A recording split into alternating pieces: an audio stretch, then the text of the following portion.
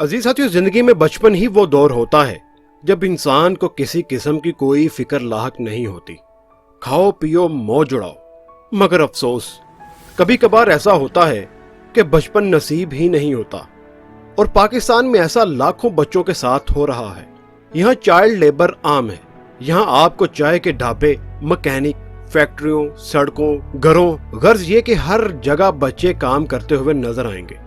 और ये बदनसीब बच्चे होते हैं जिनसे 24 घंटे हर किस्म का काम करवा लिया जाता है और बदले में जो तनख्वाह मिलती है वो ऊंट के मुंह में जीरे के बराबर होती है। और एक अंदाजे के मुताबिक 168 मिलियन बच्चे मजदूरी करने पर मजबूर हैं। ये वो बच्चे हैं जिनकी उम्र 18 साल से कम है। पाकिस्तान में भी चाइल्ड लेबर में मुसलसल इजाफा हो रहा है। इसलिए इस बात की अशद जरूरत है कि हर साल सर्वे करवाए जाए।